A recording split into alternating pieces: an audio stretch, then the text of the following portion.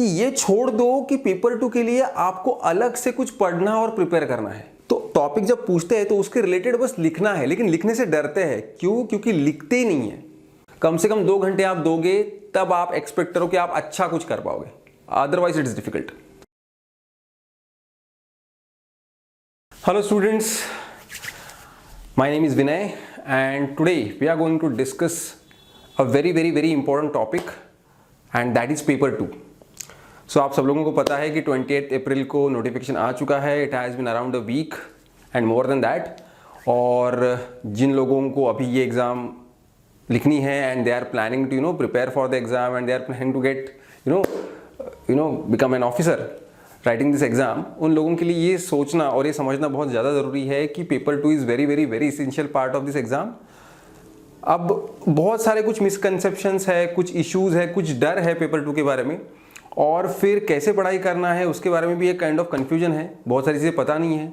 बहुत सारे लोगों के साथ ये हो जाता है कि पेपर 1 में इतने इन्वॉल्व हो जाते हैं कि पेपर 2 जानते हैं, बैक ऑफ द माइंड होता है कि भाई अरे इसका काम बाकी है, लेकिन ये सोचते रहते हैं कि हाँ ठीक है कर लूँगा, और फिर वो डिले होता है ना। तो उसकी वजह से भी प्रॉब्लम आता है। तो क्या, कैसे, क्यों, इस सब के बारे में अगर कुछ बात करनी है तो we are going to discuss it right now, right here. Okay, तो ज़्यादा आपका टाइम बिना लेते हुए सीधा स्टार्ट करता हूँ मैं टॉपिक पे। पेपर 2 200 मार्क का है, रिटन एग्जाम है, सेम डे लिखनी है। मतलब मॉर्निंग सेशन में आपका पेपर 1 होगा जो कि ऑब्जेक्टिव एग्जाम से, ऑब्जेक्टिव क्वेश्चन से, सॉरी MCQs, और फिर may be after gap of 2 hours और सो आपको रिटन पेपर लिखना है जो 200 मार्क का है। तो अभी आज हम क्या करेंगे, अभी हम लोग देखेंगे कि पेपर 2 भाई क्या मतलब उसका फंडा है, एग्जाम की डिमांड क्या है, क्वेश्चन पेपर का फॉर्मेट क्या है। उसके बाद हम लोग बात करेंगे कि एक्चुअली मुझे प्रिपेयर कैसे करना है। और सबसे बढ़िया चीज़ जो आपके साथ शेयर करने वाला हूँ वो ये है, टाइम कम है भाइयों, सिर्फ 100 दिन बाकी है, सिर्फ 100 दिन बाकी है। तो भाई पेपर 1 का इतना बड़ा लोड है सर, ज्योग्राफी करना है, हिस्ट्री करना है, पॉलिटी करना है, इकोनॉमिक्स करना है, कैसे करूँगा, और उस सब में पेपर 2 करना है, तो कैसे मैनेज होगा, वो कैसे करना है, वो बैलेंसिंग एक्ट हमें कैसे मैनेज करना है उसके बारे में बात करेंगे। क्योंकि टाइम तो उतना ही है भाई, एग्जाम का डे तो फिक्स और फाइनल हो चुका है। अब वो मेरी जिम्मेदारी है कि मैं पूरे डेडिकेशन से करूँ, लेकिन सिर्फ डेडिकेशन से नहीं होगा, कुछ वर्कआउट करना पड़ेगा, प्लान, तब जाके वो मैनेज हो पाएगा। अदरवाइज पेपर 1 जो है वही आपका पूरा जो है टाइम खा जाएगा। और पेपर 2 में भी स्कोर करना है, तो कैसे करना है उसके बारे में बात करेंगे, है ना। उसके अलग अलग लेवल्स कैसे होती है उसके बारे में बात करेंगे। ओके, तो सबसे पहली बात, if you talk about the format, 4 ऐसे, 4 एसेज 20 मार्क्स ईच, मतलब हो गया 80 मार्क्स, है ना। आपको 4 ऐसे लिखना है। देखो भाई, बैक टू बैक 4 ऐसे लिखना है, डरा नहीं रहा हूं, लेकिन इट्स अ चैलेंज। 4 ऐसे बैक टू बैक लिखना है, इट्स अ चैलेंज। उसके तुरंत बाद 2 आर्ग्यूमेंट लिखना है, ऑल कंपलसरी, कोई ऑप्शन नहीं। ऐसे में आपको ऑप्शन मिलते हैं। बाय द वे, ऐसे के बारे में थोड़ा बता दूं, अगर एग्जाम के फॉर्मेट की बात कर ही रहे तो सबसे पहले ऐसे का क्वेश्चन होता है जिसमें 6 चॉइसेस आपको होती है, 6 में से आपको 4 लिखना है। और ऐसे में ही, सिर्फ ऐसे ही एक ऐसा क्वेश्चन है पेपर 2 में जो आपको चॉइस है, आइदर यू कैन राइट इन हिंदी और इन इंग्लिश, सिर्फ ऐसे। बाकी सारा पेपर आपको अंग्रेजी में ही लिखना है, इंग्लिश में ही लिखना है। और ऐसे ही एक ऐसा क्वेश्चन है जिसमें 6 ऑप्शंस होते हैं जिसमें से आपको 4 लिखने हैं। आर्गुमेंट आपको 2 दिए जाते हैं, दोनों के दोनों लिखने हैं। रिपोर्ट 2 दिए जाते हैं, दोनों के दोनों लिखने हैं। तो ऐसे जो है, each essay consist of 20 marks, out of 6 you have to write 4, that means 80 marks you get there. उसके बाद 2 आर्गुमेंट आते हैं, 20 मार्क्स ईच, दोनों के दोनों लिखने हैं, 40 मार्क्स। तो हो गए टोटल कितने, 120। उसके बाद आता है रिपोर्ट राइटिंग, जो कि 10 मार्क्स ईच होता है, और वो दोनों के दोनों आपको लिखने हैं। सो हो गए 20। सो 80 + 40 + 20, 140 हो गए। उसके बाद आता है प्रेसी राइटिंग, है ना। एक पैराग्राफ बड़ा आपको दिया जाता है, उसको आपको पढ़ना है, एनालाइज करना है, और अपने वर्ड्स में जो एक अलग पेपर मिलता है जिसमें बॉक्सेस होते हैं, उसमें आपको लिखना है जो भी पैराग्राफ है उसके नीचे नंबर ऑफ वर्ड्स दिए होते हैं, उसका 1/3 आपको करना है और उसमें आपको एडजस्ट करना है। और आपको 1/3 तक जाना ही है। मैं अभी कुछ पेपर्स इवेल्युएट कर रहा हूं तो मैं देख रहा हूं कि कुछ बच्चे जो है, पकड़ लो 1/3, पकड़ लो पैरा जो है वो लाइक फॉर एग्जांपल 300 वर्ड्स का है, तो 1/3 100 है, तो बच्चे 70 पे आके ही खत्म कर रहे हैं, और उनको लग रहा है कि देखो सर मैंने बहुत कम में खत्म कर दिया। ऐसे नहीं चलेगा भाई, you should be approximately close to the actual 1/3 of the actual para. Okay, फिर आपको प्रेसी राइटिंग लिखना है जो 15 मार्क्स का है, ठीक है। तो तो भाई 80 plus 40 plus 20 that is 140 plus ये 15 मार्क्स, तो हो गए 155। उसके बाद आपको आता है लिखना है एक कॉम्प्रहेंशन। एक कॉम्प्रहेंशन दिया जाएगा, एक पैसेज बेसिकली, उसके बेस्ड पे कुछ क्वेश्चंस होंगे, कुछ मुझे लगता है 4 या 5 क्वेश्चंस आपको होते हैं, और वो 20 मार्क का है टोटल। तो 155 प्लस 20 दैट इज 175। और आखिरी क्वेश्चन जो आपका है 6th क्वेश्चन, वो है grammar, 25 marks. 25 marks, trust me, it is very very very essential part of your paper. ठीक है, अब ये 6 अलग अलग कंपोनेंट्स है, 100 दिन है, पेपर 1 भी करना है, पेपर 2 भी करना है, and lots of pressure is there. कैसे करें? फॉर्म तो भर दिया है, ऑफिसर तो बनना है, लेकिन समझ में नहीं आ रहा कि कैसे करेंगे। तो एग्जाम का जो क्वेश्चन पेपर का फॉर्मेट आपके साथ अभी मैंने शेयर किया, वो इसलिए शेयर नहीं किया कि आपको डराना है, वो इसलिए शेयर किया है कि जो फॉर्मेट उन्होंने दिया है वो इसलिए दिया है कि उनको एक क्लास 1 ऑफिसर चाहिए। ऑफिसर वो होता है जो अपने आप को एक्सप्रेस कर सके, जो लिखता है ना तो उसका जो दर्पण है वो दिखता है उसमें, क्या थॉट प्रोसेस है। एक टॉपिक दिया है आपको, कैसे लिख रहा है, आर्गुमेंट बोला है तो फेवर में कैसे लिख रहा है, अगेंस्ट में कैसे लिख रहा है ना, थॉट प्रोसेस क्या है उसकी, इंट्रोडक्शन कैसे लिखता है, कंक्लूजन कैसे लिखता है, पॉइंट्स कैसे ऐड करता है, फ्लो बनाता है कि नहीं, डेटा है कि नहीं उसके पास, है ना, कब कहाँ क्या डालना है उसको समझ में आता है कि नहीं, क्योंकि वो बाद में डिसीजन लेना है, उसको एनालाइज करना है चीज़ों को, तो उसकी एनालिटिकल अंडरस्टैंडिंग कैसी है, क्रिटिकल अंडरस्टैंडिंग कैसी है ना, इन सबको जज करने के लिए पेपर 2 आपके सामने है। चलो भाई, हम लोगों को ये सारा तत्वज्ञान नहीं सुनना है, हमको सीधा ये बताओ कि भाई कैसे करना है। चलो उसी की बात करते हैं। तो अभी पेपर का फॉर्मेट समझ में आ गया, क्वेश्चन पेपर ऐसा है। तो अभी ना एक मैं आपको, मतलब जैसे कि देखो, ओवरऑल तो आपको समझना पड़ेगा ही कि कैसे कैसे आपको करना है। जैसे कि अभी सबसे इंपॉर्टेंट बात तो ये समझ लो कि ये छोड़ दो कि पेपर 2 के लिए आपको अलग से कुछ पढ़ना और प्रिपेयर करना है। ये पेपर 2 का एक अच्छा बेनिफिट है। उसके लिए बहुत ज़्यादा नहीं पढ़ना है, थोड़ा सा, लेकिन बहुत ज़्यादा नहीं पढ़ना है पेपर 2 के लिए। और मैं आपको सबसे इंपॉर्टेंट चीज़ जो अभी बताने वाला हूँ, जो सबसे इंपॉर्टेंट चीज़ है इस लेक्चर की, वो ये है कि ओवरऑल पेपर 2 के लिए कैसे पढ़ाई करना है, उसके बारे में सबसे पहले बताने वाला हूँ। उसके बाद मैं आपको इंडिविजुअली ईच कैटेगरी के लिए क्या थोड़ा एड ऑन बस करना है वो बताऊंगा। लेकिन अगर पहली बात आप समझ गए, जो कि मैं अभी बताने वाला हूँ, ओवरऑल कैसे पढ़ाई करनी है, सबसे पहले तो ये समझना कि पेपर 1 और पेपर 2 दोनों इंटरकनेक्टेड है, अलग है ही नहीं वो। मुझे लगता है सर पेपर 2 में ऐसे पूछते हैं, कैसे मैं लिखूंगा? भाई इतने भी हम बेवकूफ़ नहीं है ना, 20-22 साल के हो चुके हैं, इतना सारा डेटा रोज कंज्यूम करते हैं व्हाट्सएप से, इंस्टा से, फेसबुक से, है ना। तो वो जो सारा डेटा है, और भी कुछ थोड़ा बहुत पढ़ाई भी किया है 10th तक, ग्रेजुएशन में, वो भी सारा डेटा यहाँ कहीं ना कहीं तो स्टोर है। तो टॉपिक जब पूछते हैं तो उसके रिलेटेड बस लिखना है, लेकिन लिखने से डरते हैं। क्यों? क्योंकि लिखते ही नहीं है। तो अगर आपको लगता है सर वो मुझसे लिखा ही नहीं जाता, सर तो तुझसे लिखा ही नहीं जाता तो तब तक लिखा नहीं जाएगा जब तक तू लिखेगा नहीं। वो डर के आगे जीते बोलते ना, वैसा है। हाथ में पेन लो, पेज लो, एक टॉपिक लो और लिखो यार। अगर आपको लगता है सर बहुत स्पेसिफिक टॉपिक है, इसके बारे में मुझे ज़्यादा नहीं पता, तो सिंपल टॉपिक लो, हाथ में कुछ भी टॉपिक लो। अभी मेरा लेक्चर खत्म होने के बाद तुरंत लो, मैंने टॉपिक ले लिया ट्री, राइट, मैंने टॉपिक ले लिया रिवर, मैंने टॉपिक ले लिया वाटर, मैंने टॉपिक ले लिया ट्रेन, मैंने टॉपिक ले लिया चेयर। और जो रैंडम थॉट्स आते हैं ना, पहले तो उनको, उन रैंडम थॉट, चेयर के बारे में मैं क्या लिख सकता हूँ, चेयर लिखो, सर्कल मारो और उसके आसपास क्या पॉइंट्स निकलते वो देखो, और फिर मैं उसको अरेंज करके क्या लिख सकता हूँ वो देखो। अरे कुछ नहीं ना तो कम से कम जो अच्छा फेमस आपका फेवरेट मूवी होगा ना, उसका स्टोरी लिखो इंग्लिश में या हिंदी में, जिस भी लैंग्वेज में आप ऐसे लिखने वाले हो, लिख के तो देखो। अगर आप लिखोगे नहीं, this is the first and foremost important step for paper 2। अगर आप लिखोगे नहीं, मैं आपको बोलता हूं every day, again I am telling you and this is the bottom line, every day minimum, मैं बोल रहा हूं minimum 2 hours you have to dedicate. कम से कम 2 घंटे आप दोगे तब आप एक्सपेक्ट करो कि आप अच्छा कुछ कर पाओगे, otherwise it is difficult. Ideally 3 hours, लेकिन मिनिमम में बोल रहा हूं, मिनिमम में बोल रहा हूं 2 आवर्स, तब जाके कुछ होगा। ठीक है, तो बात कर रहे थे ओवरऑल प्रिपरेशन कैसे करना है। बिल्कुल मुश्किल नहीं है, सिंपल है। देखो पेपर 1 पढ़ रहा हूं मैं, I am not talking about paper 2 right now, I am talking about paper 1, क्योंकि पेपर 1 में ही पेपर 2 की पढ़ाई का राज है। पेपर 1 पढ़ रहा हूं मैं, क्या पढ़ रहा हूं मैं पढ़ रहा हूं हिस्ट्री। ओके तो मैं हिस्ट्री पढ़ रहा हूँ। हिस्ट्री में मैं एंशिएंट इंडिया पढ़ रहा हूँ। उसमें मैंने पढ़ा कि ओके कौन से डायनेस्टीज़ थे, मौर्य था, फिर समुद्रगुप्ता है, गुप्ताज है, फिर और अलग अलग चीज़ें हैं। उसमें फिर मैं अलग अलग मूवमेंट्स के बारे में भी पढ़ रहा हूँ। बुद्धिज़्म है, जैनिज़्म है, भक्ति मूवमेंट है, सूफी मूवमेंट है।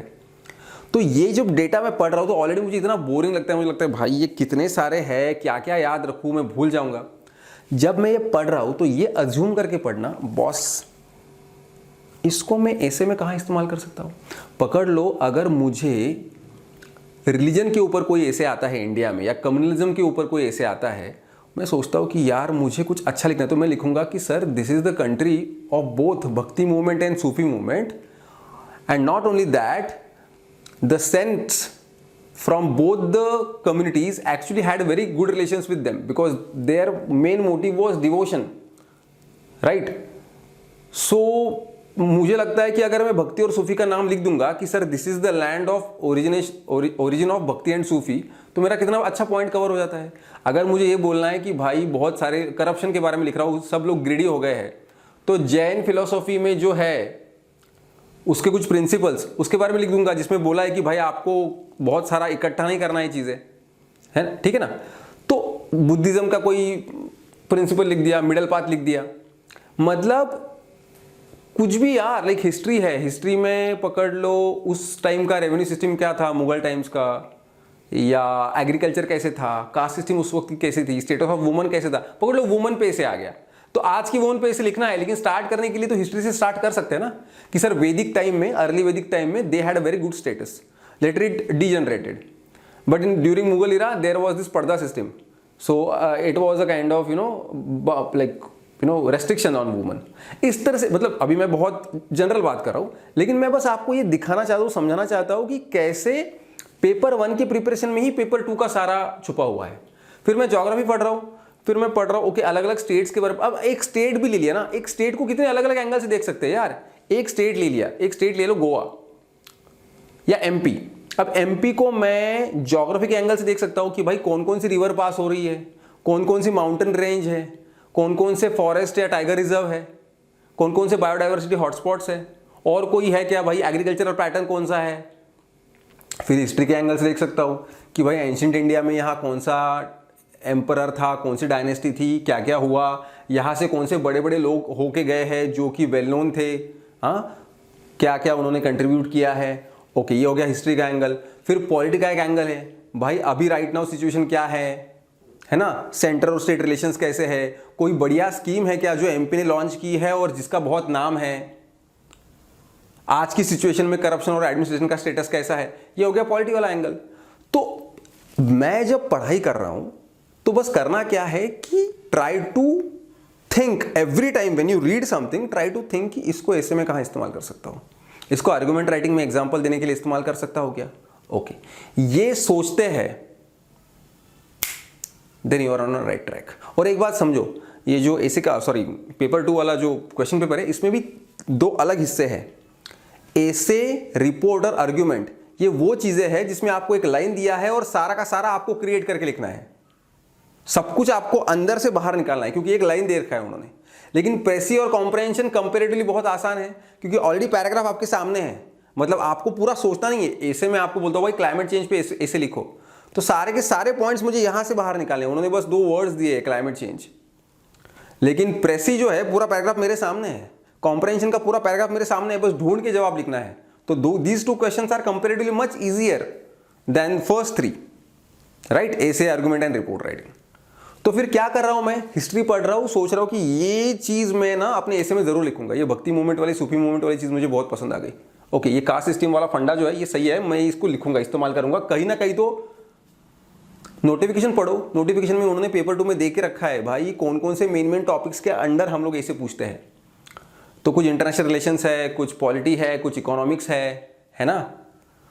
तो एक नोटबुक बनाओ, एक नोटबुक में एक 5-6 सेक्शंस बनाओ जो उन्होंने नोटिफिकेशन में टॉपिक दे रखे हैं भाई, इकोनॉमिक्स के, पॉलिटी के, जो पिछले 10 साल के क्वेश्चंस अलग अलग है, पॉलिटी के ये क्वेश्चंस है, इकोनॉमिक के ये क्वेश्चंस है, वो सारे लिखो उधर और उसको पढ़ो और एक अंदाजा आ जाएगा। ओके इकोनॉमिक्स में ना एग्रीकल्चर के बारे में पूछते हैं, फिर रेवेन्यू सिस्टम के बारे में पूछते हैं, फिर इसके बारे में पूछते हैं, पॉलिटी में फेडरलिज्म के बारे में पूछते हैं, कोऑपरेटिव मूवमेंट के बारे में पूछते हैं, ये जो भी है, ठीक है।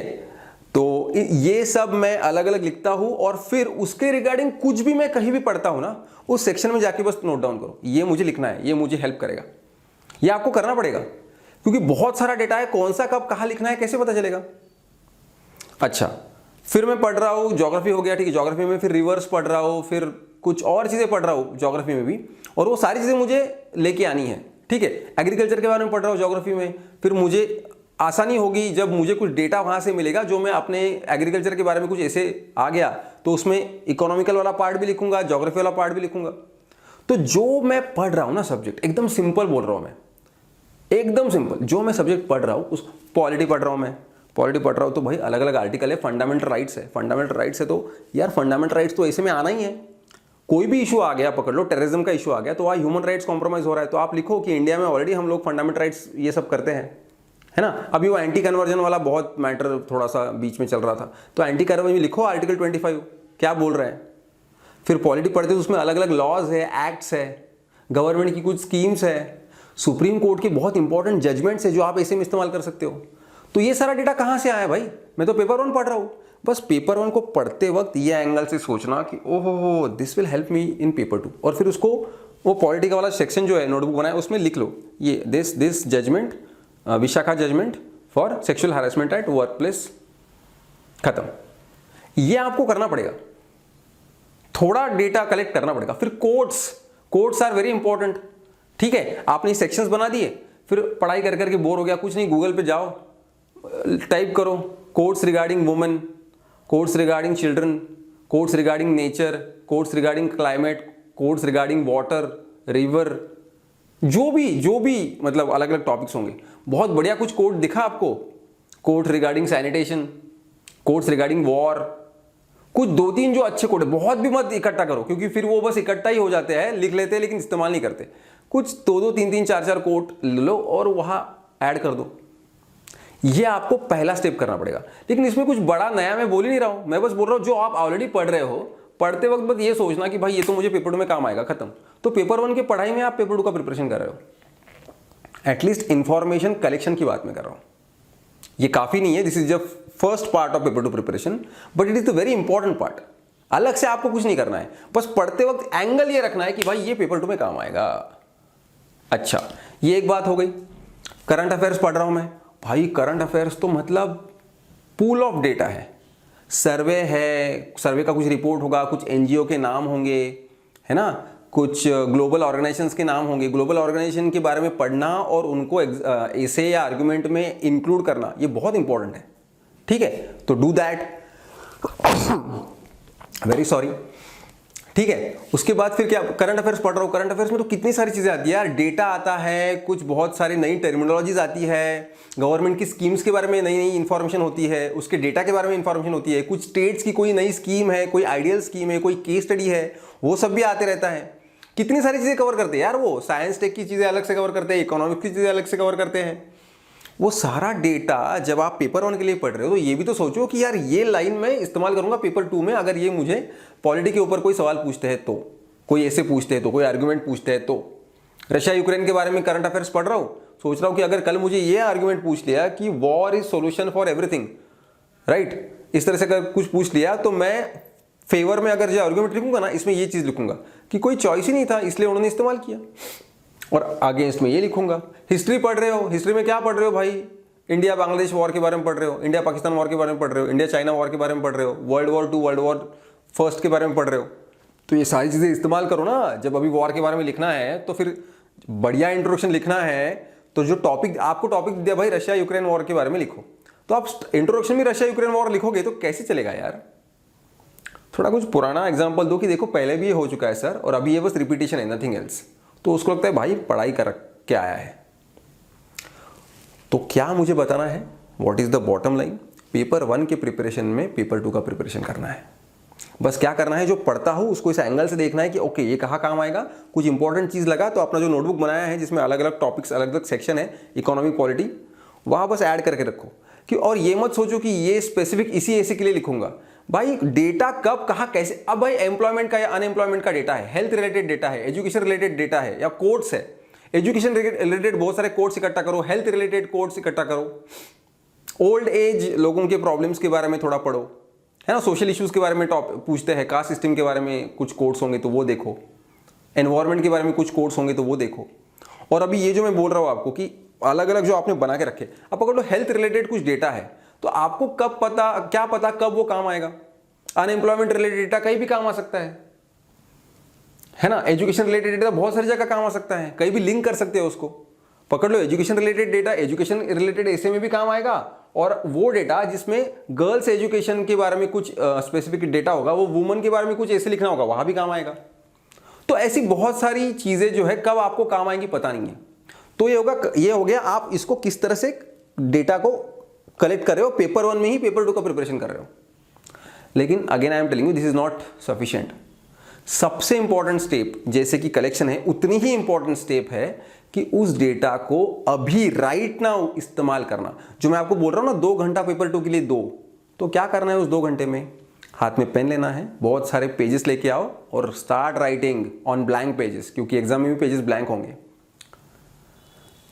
जो डेटा अभी आपने इकट्ठा किया है ना, या जो डेटा ऑलरेडी आपके दिमाग में है, एक ऐसे ले लिया, एक सिंपल टॉपिक ले लिया ट्री, लिखो उसके बारे में यार, लिखो। शायद हो सकता है 1 या 2 पैराग्राफ के बाद आपको कुछ ना निकले बाहर, तो फिर थोड़ा टहलो, सोचो, फिर कुछ लिखो।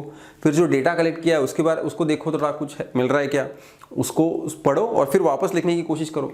फिर कोई पुराने क्वेश्चन पेपर का टॉपिक लो, सिंपल, एकदम सिंपल टॉपिक की शुरुआत करो। बहुत कॉम्प्लिकेटेड टॉपिक लोगे और निकलेगा नहीं कुछ बाहर, तो फिर मोरल डाउन हो जाएगा। सिंपल टॉपिक लो, लिख के तो देखो। पहले तो सिर्फ बाहर निकलने की प्रोसेस को समझो। देखो भाई, पेपर 1 जो है बाहर का अंदर लेने की प्रोसेस है। बहुत सारा मटेरियल है, पढ़ रहे हैं और अंदर डाल रहे हैं, स्टोर कर रहे हैं। और पेपर 2 क्या है, ऑलरेडी जो स्टोर्ड मटेरियल है उसको बाहर निकालना है। उल्टा प्रोसेस है, और सही तरीके से बाहर निकालना है। जितना पूछा है उतना टू द पॉइंट कम समय में लिखना है। ये पेपर 2 का प्रिपरेशन है। तो 2 चीजें बता दी। पेपर 1 की प्रिपरेशन में पेपर 2 का प्रिपरेशन करना है, पढ़ना है और सोचना है कि पेपर 2 में कहां लिखूंगा, और बाद में उसको अभी राइट नाउ, ये नहीं कि भाई एग्जाम के दिन करूंगा, अभी करना है। एक ऐसे लिख लिया, फिर आपको लगा अरे यार मैं मेरे नोटबुक में चेक करता हूं कि इसके रिगार्डिंग कुछ डेटा मैंने कलेक्ट किया था क्या, जो अभी मेरे पास नहीं है। और फिर मैं क्या करता हूं कि फिर मैं अरे यार ये तो सर्वे का रिपोर्ट के बारे में लिख देता तो मेरा ऐसे और अच्छा हो जाता। अरे यार ये आर्टिकल के बारे में तो लिखा ही नहीं मैंने डीपीएसपी के, शायद ये बहुत बेहतर हो जाता। तो फिर अगली बार वापस कॉन्शियस हो जाओगे, अरे ये कोट क्यों नहीं लिखा यार, इस कोट से अगर मैं एंड करता तो बहुत बढ़िया हो जाता, इस स्टोरी से मैं शुरुआत करता तो बहुत बढ़िया हो जाता। ये तब होगा जब आप एक्चुअली लिखना शुरू करोगे। तो ये जो 2 घंटे रोज आपको देना है, इसमें आपको कुछ नहीं करना है, बस लिखना है। रोज 2 घंटे कम से कम लिखो। आप बोलोगे सर 2 घंटे बहुत हो गया, भाई 100 डेज, 4 महीने भी नहीं, अभी सिर्फ 100 डेज है, तो रोज 2 घंटे तो लिखना ही है। ट्रस्ट मी, अगर आपको 4 ऐसे एग्जाम में लिखने हैं, 4 ऐसे, अगर आपको 4 ऐसे एग्जाम में लिखने हैं, तो आपको 100 ऐसे, 100 मिनिमम ऐसे लिख के जाना चाहिए एग्जाम से पहले। मिनिमम बोल रहा हूं। 50 arguments, 50 reports, 30 to 40 precis, 30 to 40 comprehension and lots of practice of grammar. इतना आपको करना है, और इसके लिए आपको 2 घंटा रोज देना ही पड़ेगा। तो सबसे पहले क्या बोला, पेपर 1 में पढ़ना और सोचना कि क्या इसको कैसे इस्तेमाल करूंगा पेपर 2 में। बाद में उसको एक्चुअली जो 2 घंटे रोज के एक्चुअली उसको इस्तेमाल करना। रोज एक टॉपिक लूंगा और लिखूंगा, ऐसे लिखूंगा, आर्गुमेंट लिख के देखूंगा। अब सर फिर ये हो गया ओवरऑल प्रिपरेशन। फिर ये सोच रहे होंगे कि सर लेकिन सर कैसे लिखे, what is the difference between essay and argument. तो भाई ऐसे तो ठीक है, हमने लिखे भी है बचपन में, है ना। एक टॉपिक देते हैं, उसके ऊपर इंट्रोडक्शन लिखते हैं, फिर वो अभी सारा डिटेल में नहीं बताऊंगा मैं ऐसे, है ना। वो कुछ अलग लेक्चर्स भी मैंने ऑलरेडी दे रखे हैं, उसमें आप देख लेना। लेकिन फिर ऐसे का प्रैक्टिस करो। अच्छा, आर्गुमेंट आपको पता है फेवर में लिखना है और अगेंस्ट में लिखना है, लेकिन आर्गुमेंट राइटिंग में आपको बढ़िया मार्क्स तभी मिलते हैं जब आपके पास बहुत सारे एग्जाम्पल्स होते हैं आपका पॉइंट प्रूव करने के लिए। और इसीलिए पेपर 1 का प्रिपरेशन यहाँ आपको हेल्प करता है। बहुत सारे आर्गुमेंट लिख के देखो, सिंपल आर्गुमेंट से शुरुआत करो। रिपोर्ट राइटिंग तो और सिंपल है, न्यूज़पेपर में ऑलरेडी बहुत सारे रिपोर्ट लिख के आते हैं, न्यूज़पेपर ढंग से पढ़ो, वहाँ एक फॉर्मेट समझ में आता है। ओके, ये बंदे ने रिपोर्ट दिया है कि भाई ओके कोलकाता में बहुत बारिश हुई है, उसकी वजह से नुकसान हुआ है, उसके बारे में उसने रिपोर्ट लिखा है। तो पढ़ो उसको, क्या क्या चीज़ें देख रहा है, खुद का कुछ ओपिनियन दे रहा है क्या, नहीं दे रहा है, ऐसे जैसा यहाँ इंट्रोडक्शन कंक्लूजन चाहिए क्या, नहीं चाहिए। जो हो रहा है उसका इम्पैक्ट क्या हो रहा है, जो हो रहा है वो क्या है, क्यों इंपॉर्टेंट है, और उसकी वजह से क्या लोगों पे इम्पैक्ट हुआ है, खत्म। रिपोर्ट राइटिंग हो गया आपका।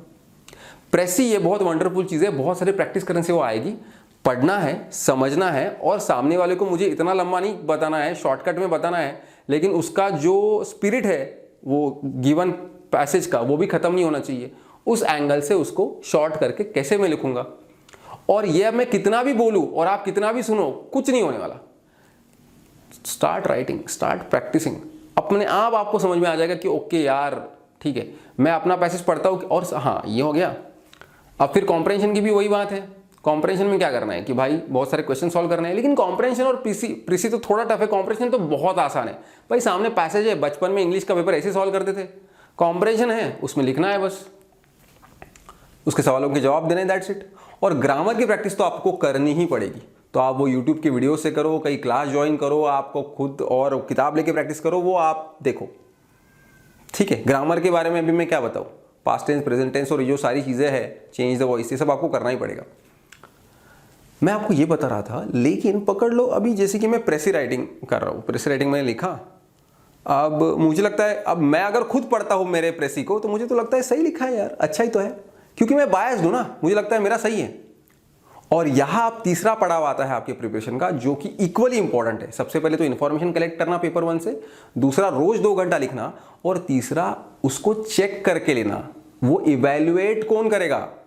मैं खुद इवेल्युएट करूंगा तो ऑब्वियसली बायस आ जाएगा। तो जो आपका मेंटर होगा, जो आप कोई एक्सपर्ट होगा, कोई सीनियर होगा, या कोई टेस्ट सीरीज ज्वाइन कर लो। क्लास लगाने से भी बहुत ज़्यादा इंपॉर्टेंट होता है टेस्ट सीरीज। अब कम समय है तो क्लास भी थोड़ा इंपॉर्टेंट है, लेकिन test series is more important. Test series लिखते हैं और सामने वाला एक्सपर्ट एवेल्युएट करता है, वो औकात दिखाता है ना, तो औकात बढ़ती है, नहीं तो फिर उतना ही रहते हैं, क्योंकि मैं खुद कैसे चेक करूंगा? तो एवेल्युएट करना भी उतना ही जरूरी है।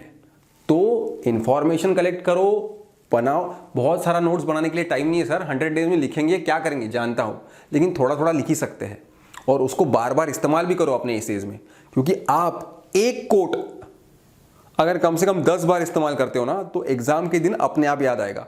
अदरवाइज एग्जाम के दिन कोई भी कोट याद नहीं आता जो आपने बहुत सारे स्टोर कर। अब आपको लगेगा कि ओके सर फिर तो सही है, फिर तो हम कर लेंगे, लेकिन ये और एक मतलब इतना काफी नहीं है, इसके ऊपर और एक लेवल आती है। हम लोग ये भूल जाते हैं कि टाइम का भी तो एक कंपोनेंट है, कि 3 घंटे में ये सारा का सारा पैकेज एक साथ देना है। इट्स नॉट लाइक कि भाई ओके मतलब मैंने बस वो जो है लाइक 1-2 ऐसे लिख के देखा, सर अच्छा कंटेंट आ रहा है। पहले तो कंटेंट पे काम करो, अच्छा क्वालिटी आना चाहिए। टाइम के बारे में मत सोचो, स्टार्टिंग में अगर 40 मिनट्स लग रहा है तो भी ठीक है, फिर 30 तक आओ, फिर 20 तक आओ, फिर 17-18 तक आने की कोशिश करो, लेकिन वो थोड़ा टाइम लगेगा। लेकिन सबसे इंपॉर्टेंट क्या है, मतलब ऐसे आता है मुझे लिखना, आर्गुमेंट मुझे लिखना आता है, प्रेसी लिख सकता हूँ, रिपोर्ट लिख सकता हूँ, इतना काफी नहीं है। इंपॉर्टेंट है बैक टू बैक 2 ऐसे लिख सकता हूँ क्या, बैक टू बैक 3 ऐसे लिख के देखना। मतलब सबसे पहले सिर्फ ऐसे की क्वालिटी पे काम करना, फिर वो उस ऐसे का टाइमिंग कम करने की कोशिश करना, फिर एक ऐसे, उसके बाद दूसरा ऐसे लिख के देखना, तीसरा ऐसे लिख के देखना। पहले 2 ऐसे लिख के देखो हफ्ता भर, फिर 3 ऐसे लिखो हफ्ता भर, फिर 4 ऐसे लिख के देखो, फिर 4 ऐसे और 1 आर्गुमेंट, फिर 4 ऐसे और 2 आर्गुमेंट। ये भी तो करना पड़ेगा ना, क्योंकि एग्जाम के दिन वहां जाके जो करना है, what actually you have to do on the day of the exam, you have to practice it